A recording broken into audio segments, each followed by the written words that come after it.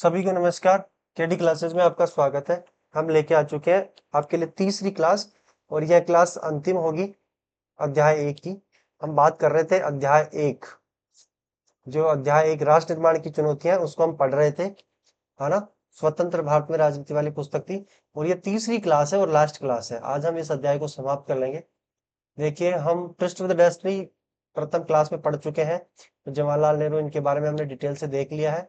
आजादी के बाद 2 बातों पर सहमत थी, उसको भी देख लिया। राष्ट्र निर्माण के समक्ष 3 चुनौतियां, जो सबसे महत्वपूर्ण प्रश्न है, इंपोर्टेंट प्रश्न है ये। ध्यान रखना, हर बार प्रश्न पूछा जा रहा है कि स्वतंत्र भारत के समक्ष 3 चुनौतियां या आई कुछ चुनौतियां। तो इन तीनों को अच्छे से डिटेल से देख लेंगे आप। और ये डिटेल्स यहाँ दे रखी है। प्रथम चुनौती विविधता में एकता की स्थापना, दूसरी चुनौती लोकतांत्रिक शासन व्यवस्था की स्थापना और सभी वर्गों का समान विकास, तीसरी चुनौती। इनको अच्छे से देख लेंगे, तीनों को डिटेल से। हर बार बड़ा प्रश्न आता है। हमने पुनर्विस्थापन और पुनर्वास को देख लिया है। भारत का द्विराष्ट्र सिद्धांत क्या है उसको देख लिया है। भारत विभाजन का आधार जो भी था, धर्म, है ना। भारत विभाजन की प्रक्रिया हमने पहली प्रक्रिया देखी थी, मुस्लिम इलाकों का निर्धारण करना। दूसरी पश्चिमोत्तर सीमा प्रांत की समस्या, है ना। इसके बाद में मैं बात करूं, खान अब्दुल गफ्फार खान के सीमांत गांधी के नाम से जाना जाता है, बार बार प्रश्न आता है। तीसरी जो समस्या थी वो पंजाब और बंगाल का बंटवारा भी धर्म के आधार पे हुआ है, इस बात का ध्यान रखेंगे। अल्पसंख्यकों की समस्या चौथी, भारत पाकिस्तान विभाजन के परिणामों में जो पहला परिणाम था वो तो आबादी का स्थानांतरण। और आबादी का स्थानांतरण कैसे था? आकस्मिक, अनियोजित और त्रासदी से भरा। दूसरी जो परिणामों में है वो सांप्रदायिक हिंसाएं हुई। सर्वाधिक हिंसाएं लाहौर, अमृतसर और कोलकाता में देखने को मिली थी। घर बार छोड़ने को लोग मजबूर हो गए थे। 80 लाख अल्पसंख्यक लोग बेघर हो गए थे।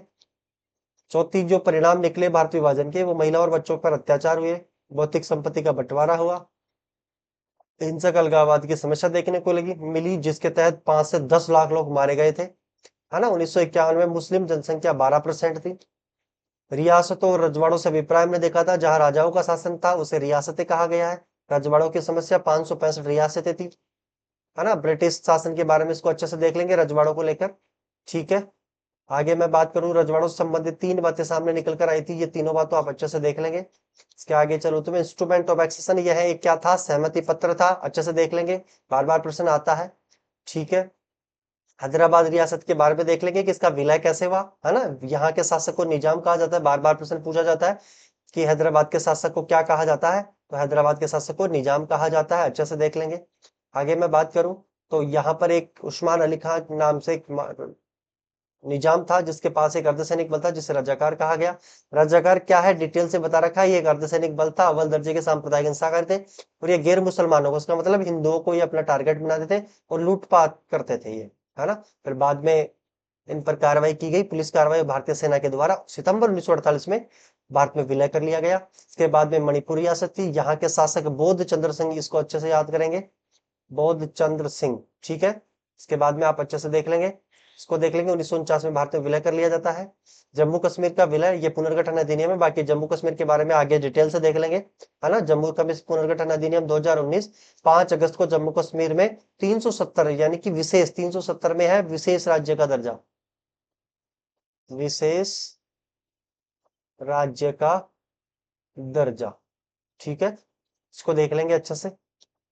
नागपुर अधिवेशन, यहां से शुरू करेंगे आप अपनी आज की क्लास जो शुरू होनी है, लास्ट क्लास है ये तीसरी, नागपुर अधिवेशन। ठीक है, आप केडी क्लासेस पे नए हो तो हमारे चैनल को सब्सक्राइब करें और लाइक भी कर दिया करो, कमेंट कर दिया करो। ठीक है, आज शुरू करेंगे अपन। जो अपनी पहली हेडिंग लगाओ आप, सबसे पहले राज्यों का पुनर्गठन, ये मेन हेडिंग रहेगी, राज्यों का पुनर्गठन।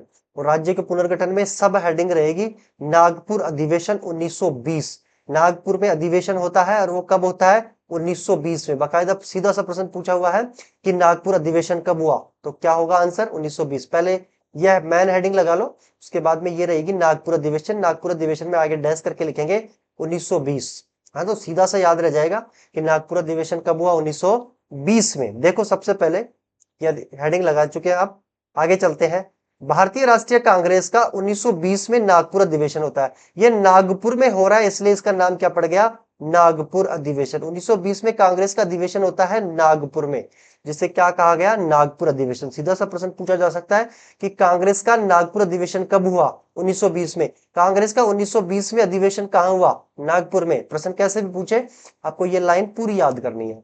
में अधिवेशन हुआ। इसमें कांग्रेस ने मान लिया था कि राज्यों का जो पुनर्गठन करेंगे वो भाषा के आधार पर करेंगे। देखो 1920 में कांग्रेस ने ये कह दिया था कि यदि हम नए राज्यों का निर्माण करेंगे, नए राज्यों का निर्माण करेंगे तो हम किस आधार पे करेंगे? भाषा के आधार पर, है ना। अब देखो सीधा सा पूछ सकते हैं, नागपुर अधिवेशन 1920 में कांग्रेस ने क्या कहा था?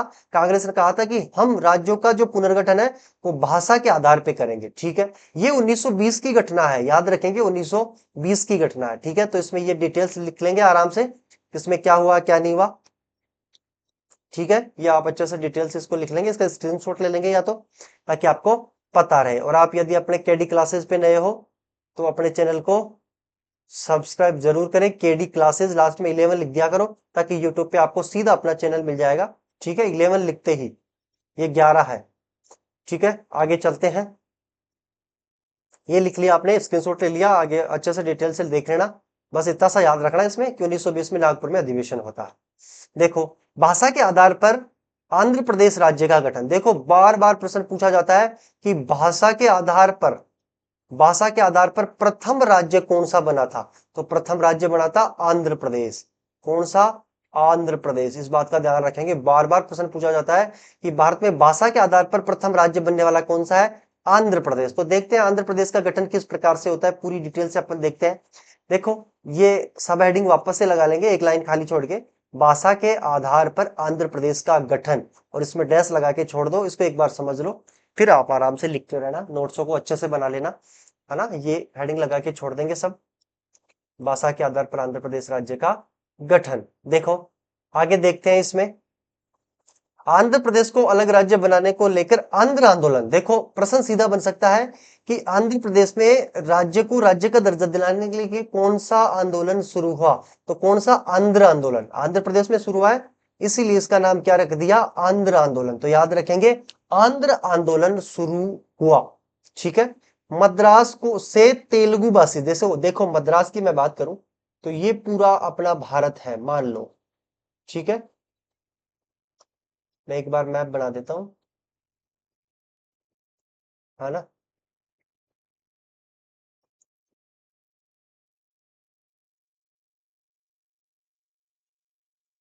ये मान लो कि अपना भारत है। मैं बात कर रहा हूं मद्रास, तो मद्रास यहां है ना। मद्रास इस क्षेत्र में है। अब देखो यहां बात हो रही है मद्रास को, मद्रास से तेलुगु भाषी इलाकों को अलग करके नया राज्य आंध्र प्रदेश बनाने के लिए आंदोलन किया जा रहा था।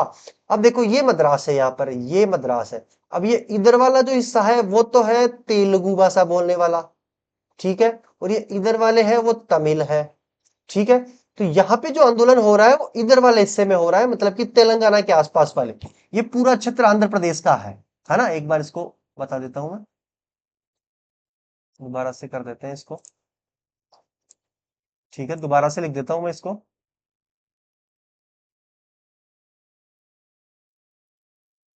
ठीक है, देखो इधर मैं इसकी बात कर रहा हूं, यहाँ पे जो है वो है आंध्र प्रदेश वाला हिस्सा, है ना। तो ये इधर वाला जो हिस्सा है वो है तेलुगु भाषा बोलने वाला। ठीक है, तेलुगु भाषा यहाँ वाला। तो ये वाले जो लोग हैं ये ऐसे कह रहे हैं कि जो मद्रास वाला क्षेत्र है, ये पूरा मद्रास है, इसको अलग करके क्या कर दो? आंध्र प्रदेश बना दो। यहाँ जो तेलुगु भाषा बोलने वाले हैं वहां अलग से आंध्र प्रदेश नाम से देश का गठन कर दो। ये बात कही गई, है ना। अब यहाँ पर एक राजनेता थे जिसका नाम था पोटी श्रीराम मालू, यहाँ आ जाएंगे। पोटी श्रीराम मालू की मृत्यु के बाद यह आंदोलन क्या हो गया? हिंसात्मक हो गया। पोटी श्रीराम मालू की मृत्यु हो जाती है, आगे देखेंगे ये है कौन, है ना, क्योंकि ये अनशन कर रहे थे, अनशन के दौरान इनकी मृत्यु हो जाती है और आंदोलन उग्र हो जाते हैं। उग्र का मतलब लोग मारने काटने पर आ जाते हैं।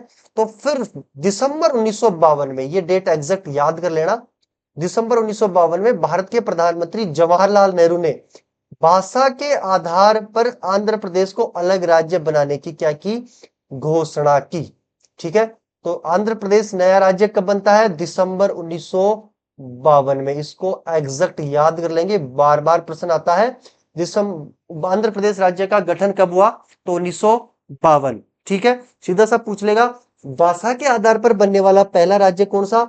आंध्र प्रदेश। कब बना? 1952 में। और ये क्या था? तेलुगु भाषा को अलग करके कौन सा राज्य बनाया जाए? आंध्र प्रदेश। अब देखो मृत्यु किसकी हुई है? पोटी श्रीराम मालू की।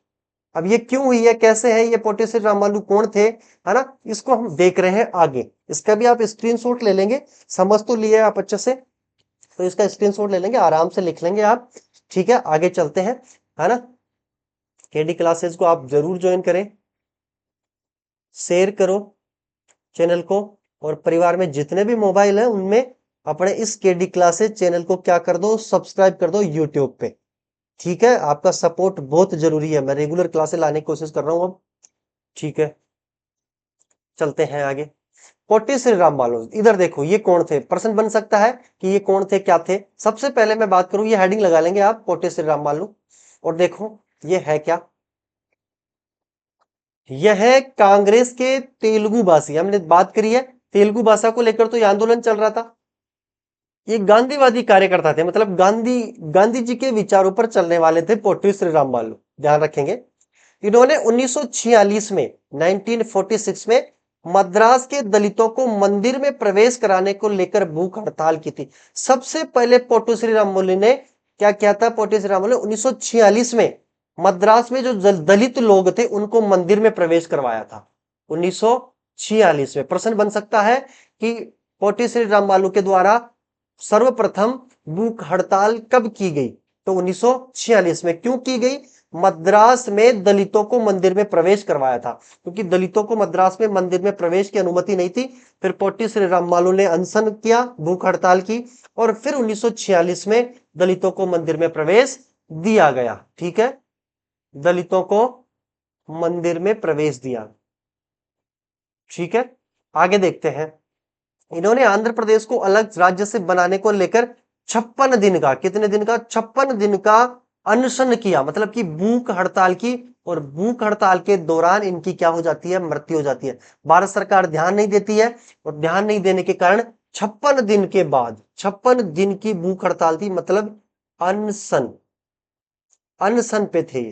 ठीक है, मतलब भूख हड़ताल का मतलब कुछ नहीं खाया, तो 56 दिन बाद इनकी क्या हो जाती है, मृत्यु हो जाती है। मृत्यु होने के कारण मैंने पिछली स्लाइड में आपको बताया था कि जैसे इनकी मृत्यु होती है तो आंदोलन क्या हो जाते हैं, हिंसात्मक हो जाते हैं, कि हमारा राजनेता मारा गया, अब तो हम भी मरेंगे, तो हिंसात्मक मतलब मारकाट शुरू हो जाती है। इसीलिए फिर प्रधानमंत्री जवाहरलाल नेहरू इस बात को देखते हुए क्या करते हैं, 1952 में आंध्र प्रदेश को भाषा के आधार पर, देखो प्रश्न बन सकता है भाषा के आधार पे, ये मैंने ऊपर भी लिखा है, इधर आप देख सकते हो, ये देखो ये यहाँ पे भाषा के आधार पर प्रथम राज्य आंध्र प्रदेश। और ये कब बना, 1952 में। इसको अच्छे से याद रखना, भूलना नहीं है, भाषा के आधार पर पहला राज्य 1952 में आंध्र प्रदेश बनता है। ठीक है, और पोटी श्री रामालू के भूख हड़ताल के कारण इनकी मृत्यु होती है, हिंसात्मक कारण। और ये पूरा पोटी श्री रामालू के बारे में हमने डिटेल देख लिया है, आप इसको अच्छे से देख लेंगे। ठीक है, ठीक है, देखो इधर आगे चलते हैं, ये पोटेशियम मालूम हो गया, इसको आप अच्छे से डिटेल से इन बातों को देख लेंगे, लिख लेंगे एग्जैक्ट लाइन टू लाइन। नोट्सों के माध्यम से बिल्कुल आप नोट्स बना सकते हो, जैसे जैसे मेरी लाइन है यहाँ पे, आप ये जो अलग से दिखेगा वो हेडिंग रहेगी अपनी। ठीक है, इसका स्क्रीनशॉट ले लोगे, और यहाँ भी मैं फिर से लिख देता हूँ केडी क्लासेज। ठीक है, केडी क्लासेज 11 सब्सक्राइब कर दो, बस आप कैसे भी करके 500 पहुंचा दो, फिर देखो आपकी क्लासें कैसे आती है ना। मैं कह रहा हूं 500 के प्लस जाते ही पूरा डिजिटल माध्यम लाने की कोशिश करेंगे, क्योंकि आपका सपोर्ट होते ही मैं कोशिश करूंगा कि मैं डिजिटल टीवी ले आऊं और उस पर आपकी क्लासेस शुरू कर दूं। पर आपका सपोर्ट जरूरी है, पहले सब कुछ पढ़ाऊंगा, फिर वहां तो मैं पॉलिटी, ज्योग्राफी, हिस्ट्री सब, 10 12 सब, 12th की भी सभी, ज्योग्राफी, हिस्ट्री सबकी क्लासें होगी। बस आप एक बार सपोर्ट बनाओ, 500 प्लस करवाओ। ठीक है, आगे चलते हैं। ये तो हो गया राज्य पुनर्गठन आयोग, कोटे से रामबालू हो गया। भाषा के आधार पर नए राज्यों का गठन, है ना। ठीक है, ये लो, ये आगे चलते हैं। राज्य पुनर्गठन आयोग, अगली जो हेडिंग रहेगी राज्य पुनर्गठन आयोग, ये भी इंपॉर्टेंट है, यहां से भी बार बार प्रश्न पूछे जाते हैं। देखो, राज्य पुनर्गठन आयोग की स्थापना होती है 1953 में। सीधा सा प्रश्न बन सकता है, देखो एक तो गठन है, गठन का मतलब हो सकता है स्थापना, ठीक है, एक होता है लागू, लागू होना, या फिर इसकी रिपोर्ट पारित होना, है ना, रिपोर्ट पेश, दोनों एक ही बात है, लागू हुई या रिपोर्ट पेश होके पारित हुई, पेश या पारित। ठीक है, ये एक ही बात है, ये एक ही बात है। देखो दोनों अलग अलग है। यहां पर मैं बात करूं, प्रश्न पूछा जाए कि राज्य पुनर्गठन आयोग का गठन कब हुआ, तब तो आपको करना है 1953, इस बात का ध्यान रखेंगे।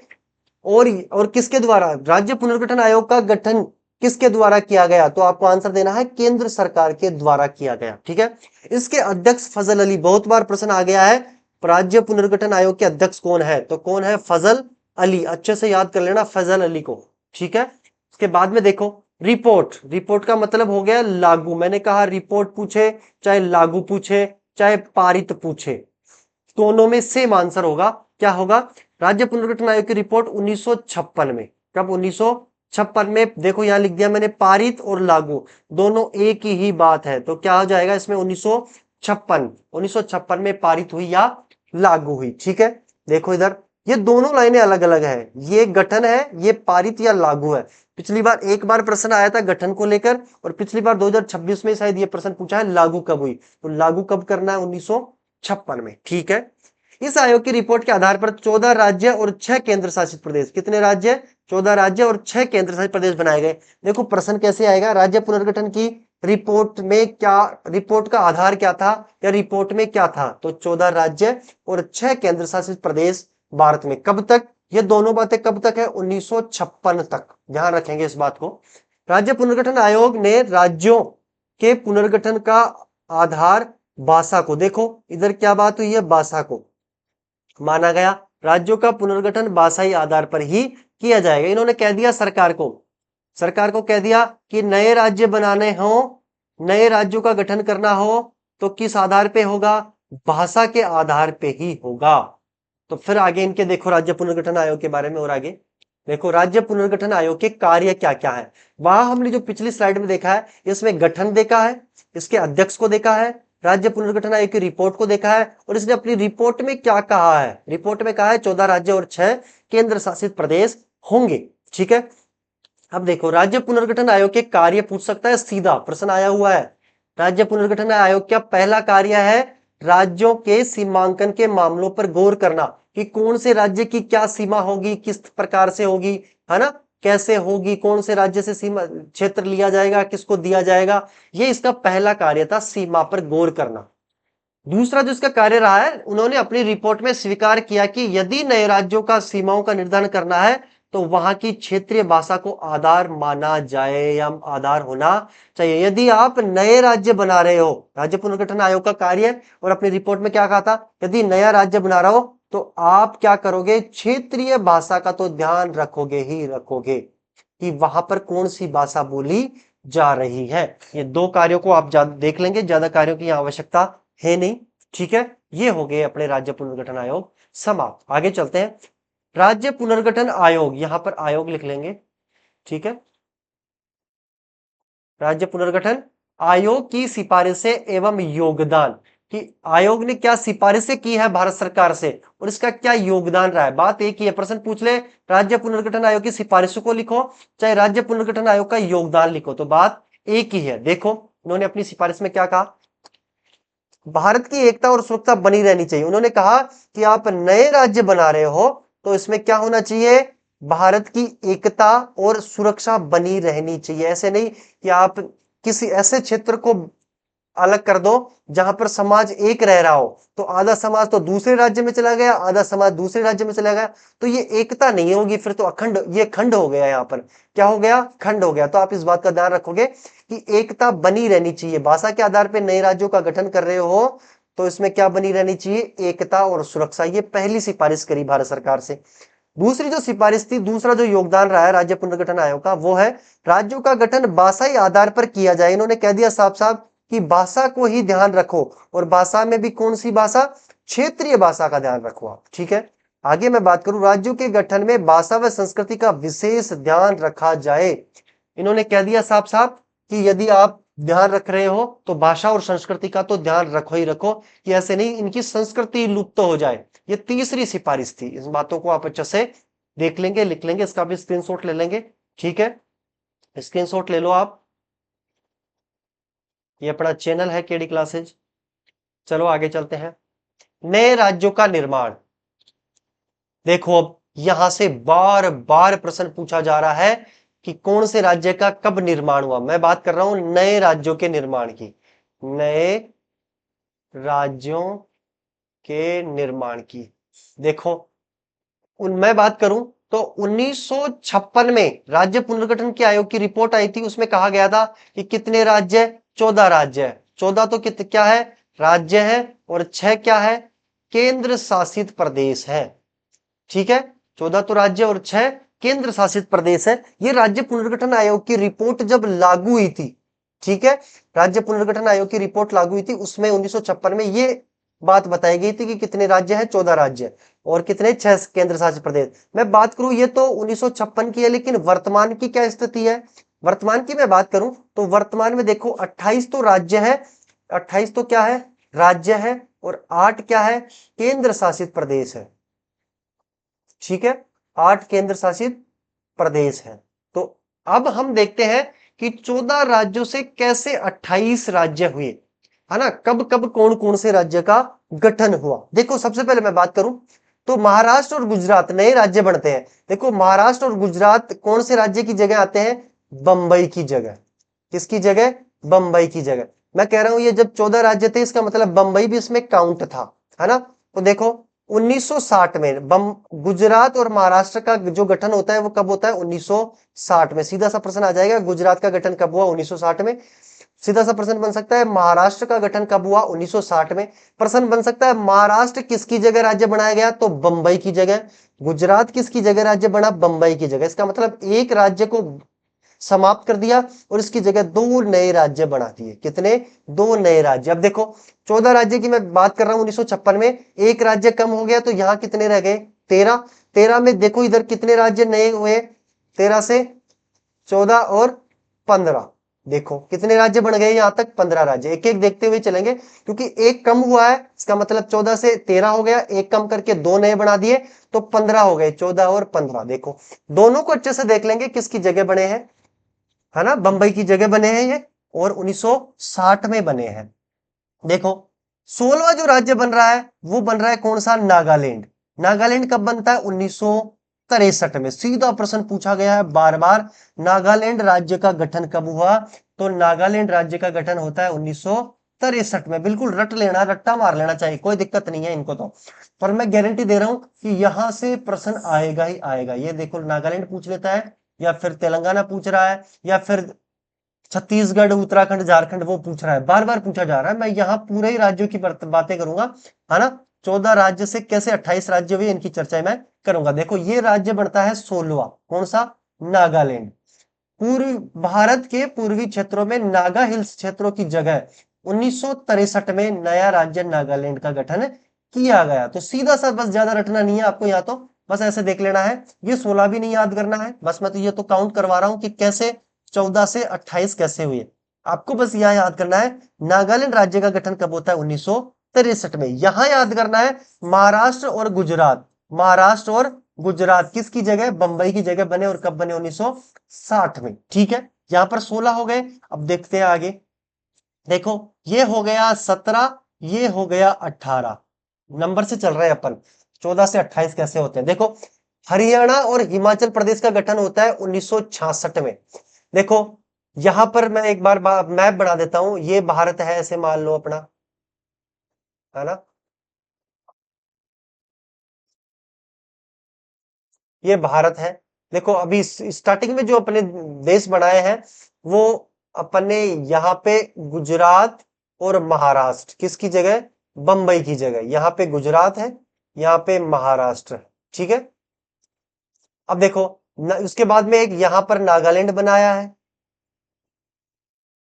ठीक है, ये कब बना था, 1963 में। ये कब बने, 1960 में। अब देखो 1966 में बात करूं तो ये पूरा क्षेत्र क्या था, बंबई था। पहले क्या था, वो सॉरी बंबई नहीं, ये पंजाब था। ये क्या था, पंजाब था। ये पहले क्या था, पंजाब। तो पंजाब के वृत्तर क्षेत्र को यहां से काटकर इसको तो रख दिया पंजाब, और यहां बना दिया हरियाणा, और यहां बना दिया हिमाचल प्रदेश। मतलब 2 नए राज्य बन गए कब, 1966 में। तो इसका मतलब पंजाब को काटकर बनाया, पंजाब की जगह नहीं बनवाया। तो क्या हो गया, दो नए राज्य बने 17 और 18, हरियाणा और हिमाचल प्रदेश। कब, 1966 में। बिल्कुल रट्टा मार लेना, ये दोनों कब बनते हैं, 1966 में। ठीक है, देखो इधर देखते हैं एक बार। 1966 में पंजाबी भाषी इलाके को पंजाब राज्य का दर्जा दिया गया। सबसे पहले तो ये पंजाब राज्य का दर्जा था, ये पूरा पंजाब क्षेत्र था। और वृहत्तर पंजाब से अलग करके, वृहत्तर पंजाब को थोड़ा काटा गया और हिमाचल प्रदेश नामक नया, हरियाणा और हिमाचल प्रदेश नामक नए राज्य बनाए गए। इसका मतलब पंजाब को काटकर नए राज्य बनाए गए 1966 में, है ना। तो याद कर लेंगे, हरियाणा और हिमाचल प्रदेश कब आते हैं, 1966 में। देखो यहां तक 17 और 18 राज्य हो गए। मैं यहां बात करूं तो ये राज्य आ गया 19वां। कौन सा, 19वां, मेघालय। मेघालय राज्य का गठन कब होता है, 1972 में। ध्यान रखेंगे कब, 1972 में। देखो ये असम से अलग करके बनाया गया है। ये यहां पर ये बात याद करने योग्य है कि मेघालय जो राज्य बना है, मेघालय जो राज्य बना है वो असम से अलग करके बना है, असम से अलग करके। ठीक है, अलग करके बनाया। और कब बनाया, 1972 में। ठीक है, और ये कौन से नंबर का राज्य है, 19वें नंबर का राज्य। ठीक है, बस याद कर लेंगे सीधा सा, कि मेघालय 1972 में। अब देखो 19 से ये 20 हो गया और ये 21 हो गया, है ना। त्रिपुरा और मणिपुर दोनों कब बनते हैं, 1972 में। ठीक है, त्रिपुरा और मणिपुर को भी नए राज्य का दर्जा दिया जाता है 1972 में। इसका मतलब 1972 में तीन नए राज्य बनते हैं, मेघालय, त्रिपुरा और मणिपुर। कब, 1972 में। याद रखेंगे, ये मेघालय भी इंपॉर्टेंट है। ठीक है, अब देखो यहां पर कितने हो गए, 21। मैं बात करूं सिक्किम की, तो ये बार बार प्रश्न पूछा जा रहा है कि 22वां राज्य कौन सा था। देखो ये बिल्कुल ऑथेंटिक आपकी बुक में लिखा हुआ है कि 22वां जो राज्य है, 22वां जो राज्य है वो कौन सा है, सिक्किम। और ये कब बनता है, 1975 में। 1975 में इसको राज्य का दर्जा दिया जाता है। तो सिक्किम नया राज्य कब बना, 1975 में। और ये 22वां राज्य है। कौन सा, 22वां राज्य। इनमें आपको नंबर याद नहीं करना है ऊपर, लेकिन सिक्किम का तो याद करना है कि सिक्किम कौन सा राज्य है, 22वां राज्य है। देखते हैं आगे 23वां राज्य। देखो 23वां राज्य बनता है मिजोरम और 24वां बनता है अरुणाचल प्रदेश। देखो इधर दोनों कब बनते हैं, 1987 में। मिजोरम और अरुणाचल प्रदेश को राज्य का दर्जा कब दिया गया, 1987 में। देखते हैं इधर 1987 में मिजोरम एवं यहां पर अरुणाचल प्रदेश कर लेंगे। ठीक है, अरुणाचल प्रदेश के क्षेत्रों को अलग, यहां पे आएगा क्षेत्रों को अलग, है ना, इसको काट देंगे। अलग राज्य के रूप में अस्तित्व दिया गया, यहां पर है। देखो इसको काट लेंगे, यहां है प्रदेश को अलग राज्य के रूप में क्या दिया गया, अस्तित्व। इसको आप देख लेंगे, इस यहां कर लेंगे को, प्रदेश को अलग राज्य के रूप में अस्तित्व में आने पर, असम से अलग करके, है ना, इसको भी काट लेंगे। असम से अलग करके, इसको थोड़ा एडिट सही से नहीं हुआ, ये अलग करके बनाया गया है। ठीक है, इसको अच्छे से देख लेंगे। तो सीधा सा यहां कुछ याद करने की आवश्यकता नहीं है आपको, ये तो मत करो आप, चाहे लिखो भी मत, ये तो डिटेल्स के लिए है ना। यहां देखना है सिर्फ इतना सा कि मिजोरम अरुणाचल प्रदेश को कब, 1987 में। बस इतना सा ध्यान रखना है। ठीक है, आगे देखते हैं। देखो ये भी ध्यान रखने योग्य है, आपके अध्याय 1 में तो नहीं है पर आगे इसको आपको देखने को मिलेगा। देखो यहां पर कितने हो गए, 24 हो गए। तो ये कौन सा आ गया, 25वां।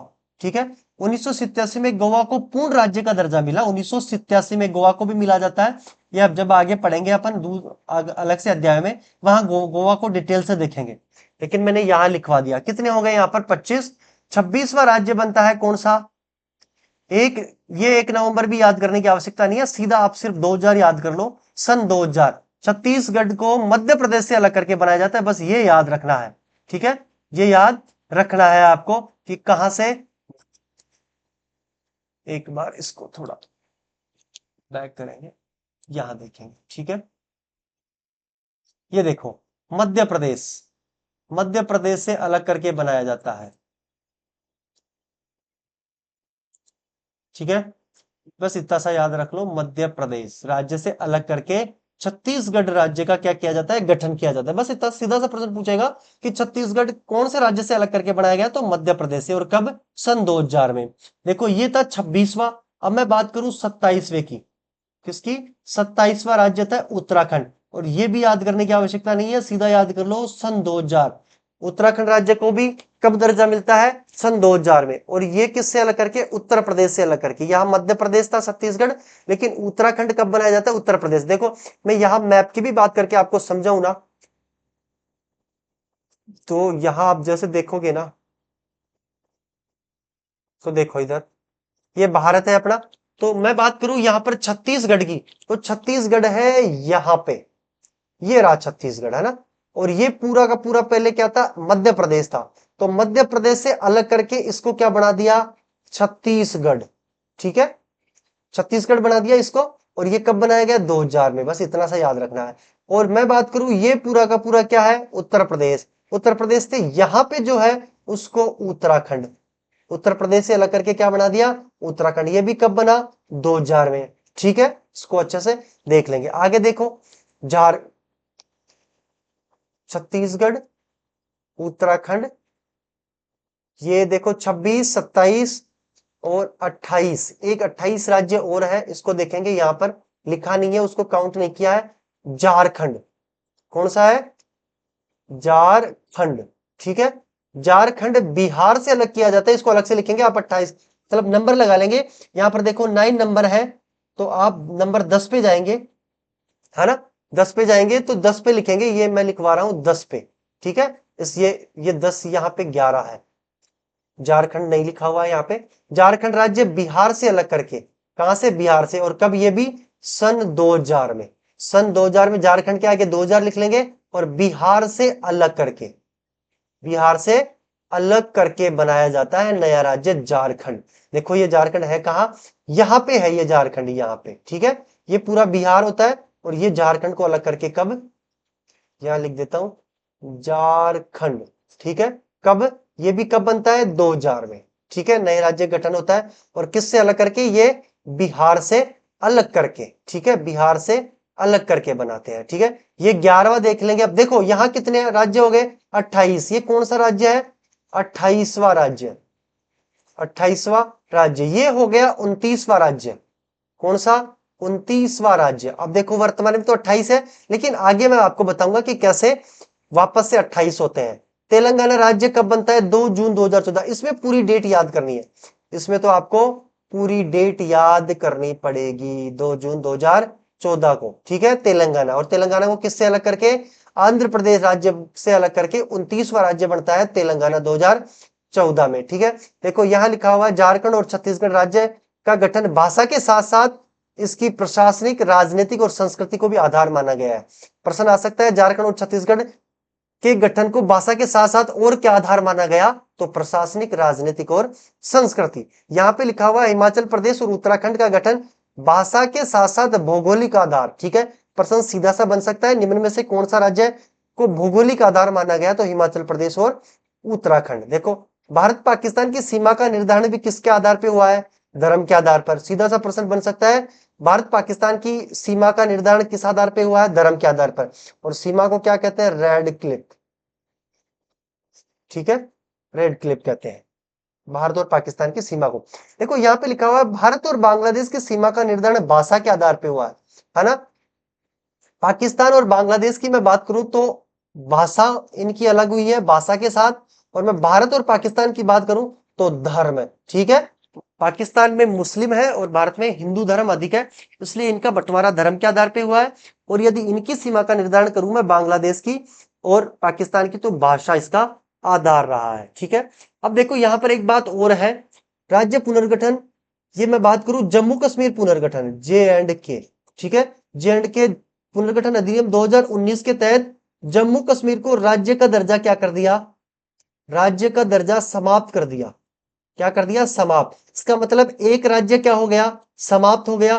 तो यहां पर कितने थे, 29 थे, तो अब कितने राज्य हो गए वर्तमान में, वर्तमान में हो गए 28 राज्य।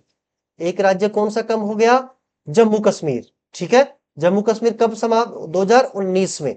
इसको क्या बना दिया, केंद्र शासित प्रदेश बना दिया। ठीक है, आगे देखो प्रमुख व्यक्तित्व में ज्यादा कुछ याद नहीं करना, एक बार प्रश्न पूछ लिया था। पहले जो प्रमुख व्यक्तित्व है वो फैज अहमद फैज है। ये एक व्यक्ति है जिसकी कविताओं को याद करना है। सीधा प्रश्न पूछ सकता है कि जिंदानामा या नक्शे फरियादी या दस्ते सबा किसकी कविताएं हैं, तो फैज अहमद फैज की ये तीनों कविताएं हैं। जिंदानामा तो पूछा गया है प्रश्न, ठीक है। ये पहले व्यक्ति है। दूसरे अमृता प्रीतम है। अमृता प्रीतम पंजाबी भाषा की एक क्या थी, कवियत्री थी, और इसने एक पत्रिका लिखी है जिसका नाम है नागमणि। ये प्रश्न पूछा गया है कि नागमणि किसकी पत्रिका थी, तो किसकी है, अमृता प्रीतम की। ठीक है, आगे चलते हैं। महात्मा गांधी के बारे में देखेंगे। इनका जन्म होता है 2 अक्टूबर 1949 पोरबंदर गुजरात में। महात्मा गांधी हमेशा अहिंसावादी और सत्याग्रह पे चलने वाले थे। नाथूराम गोडसे ने 30 जनवरी 1948 को, देखो नाथूराम गोडसे इनसे नाराज थे क्योंकि इन्होंने क्या कर दिया था, भारत का विभाजन कर दिया था। तो ये नाथूराम गोडसे जो है वो महात्मा गांधी से क्या हो गया था, नाराज हो गया था। तो इसको गुस्सा आ गया कि आपने भारत का विभाजन कर दिया। तो 30 जनवरी 1948 को गांधी जी पर कितनी गोलियां चला दी, 3 गोलियां चला दी नाथूराम गोडसे ने, और गांधी जी की क्या हो गई, मृत्यु हो गई। और ये देश की शहादत को क्या हुए, स्वीकार। और इनके अंतिम जो शब्द है वो थे हे राम, है ना, हे राम। ठीक है, आगे चलते हैं। सरदार पटेल के बारे में महत्वपूर्ण है। सरदार पटेल कांग्रेस के प्रमुख नेता थे और महात्मा गांधी के अनुयायी थे। अनुयायी का मतलब 7 कदमों पर चलने वाले थे। यह स्वतंत्र भारत के उप प्रधानमंत्री बनाए गए और प्रथम गृह मंत्री थे, ध्यान रखेंगे सरदार पटेल का। इन्होंने देशी रियासत को भारत में संघ में मिलाने के लिए महत्वपूर्ण भूमिका निभाई। एक बार प्रश्न पूछा गया था कि देशी रियासतों को भारत संघ में मिलाने में सबसे महत्वपूर्ण भूमिका किसने निभाई, तो किसने निभाई, सरदार पटेल ने। ये देखो मूल अधिकार समिति के, अल्पसंख्यक समिति के और प्रांतीय समितियों के क्या थे, अध्यक्ष या सदस्य। लिखा हुआ है यहाँ पे अध्यक्ष या सदस्य थे। ठीक है, अध्यक्ष या सदस्य थे। ठीक है, इस बात का भी आप ध्यान रखेंगे अच्छे से। एक बार कलर चेंज करके देखें, क्या ब्लैक करेगा, नहीं ब्लैक तो लिखा हुआ है, व्हाइट करते हैं एक बार, है ना। ठीक है, हाँ व्हाइट थोड़ा अच्छा। ठीक है, देखें तो सरदार पटेल कौन कौन समितियों के, मूल अधिकार समिति, अल्पसंख्यक समिति और प्रांतीय समितियों के क्या रहे हैं, अध्यक्ष या सदस्य। देखिए आगे चलते हैं। मोहम्मद अली जिन्ना, ये अंतिम प्रमुख व्यक्तित्व है। पाकिस्तान के निर्माता, भारतीय विभाजन में इन्होंने क्या निभाई, महत्वपूर्ण भूमिका निभाई। ठीक है, बस इसमें तो ये एक ही लाइन याद करनी है, भारत विभाजन में महत्वपूर्ण भूमिका निभाई। अब हम देखते हैं मैप अच्छे से देख लो एक बार मैप आता है राजनीतिक विज्ञान का, है ना, राजनीतिक मैप आता है। मैं यहाँ आपको मैप बताने से पहले फिर से लिखूंगा, KDCLASSES और लास्ट में लिखेंगे आप 11, बिना स्पेस दिए। ये यूट्यूब पे सर्च करोगे अपना चैनल मिल जाएगा और आप चैनल को क्या कर लो, सब्सक्राइब कर लो आप, है ना। और अपने परिवार में जितने भी मोबाइल है उनको सब में यूट्यूब खोल के ये चैनल सब्सक्राइब कर दो आप, है ना। बस 500 प्लस पहुंचा दो, है ना, 400 तो होने वाले हैं, बस आप 500 करवा दो कैसे भी करके बस। ठीक है, रेगुलर क्लासे आएगी। आगे चलते हैं, मैप देखते हैं। मैप को बढ़ते हैं एक बार। देखो ये मैप है ना, ये राजनीतिक मैप है। देखो इसमें कुछ मैंने जगह लिखी है, इसको आप देख लो एक बार। देखो अजमेर, ये पूरा राजस्थान है। यहाँ पर मैं रेड कर लेता हूँ, यहाँ पर तो इसमें ब्लैक कर लेते हैं। ठीक है, देखो ये राजस्थान है, ये यहाँ पर क्या है, ये तो थोड़ा ज्यादा हो गया, ये देख लो इधर, ये राजस्थान है। ठीक है, ये राजस्थान में अजमेर है यहाँ, तो यहाँ जयपुर है। ठीक है, ये गुजरात है, गुजरात में क्या है, जूनागढ़ है, जूनागढ़ यहाँ है। ये बंबई है, पहले की बात कर रहा हूं ये मैं, है ना, 1956 से पहले की, सॉरी 1956। ठीक है, 1956 की मैं बात करूं तो यहां पर क्या था, बंबई था, ये पूरा क्षेत्र बंबई का था। वर्तमान में तो यहाँ गुजरात हो गया, ये महाराष्ट्र हो गया। तो यहाँ पर बंबई तो वर्तमान में भी है, तो बंबई पूछ ले तो यहाँ निर्धारित करना है क्योंकि ये महाराष्ट्र वाला क्षेत्र है। ये मैसूर है, मैसूर कर्नाटक वाला क्षेत्र है ना। यहाँ पे मद्रास है, यहाँ पे क्या है, मद्रास है। ये मैप बनवा रहा हूं मैं आपसे, इन बातों को ध्यान रखेंगे कौन सा कहाँ है। ये हैदराबाद है, यहाँ पे क्या है, हैदराबाद। और हैदराबाद कहाँ है, तेलंगाना में। तेलंगाना की क्या है, राजधानी हैदराबाद। ये बनारस है, बनारस एमपी में है, बनारस यहाँ पे ग्वालियर, वो सॉरी बनारस उत्तर प्रदेश में है। और ये मैं बात करूं ग्वालियर, ग्वालियर एमपी में है।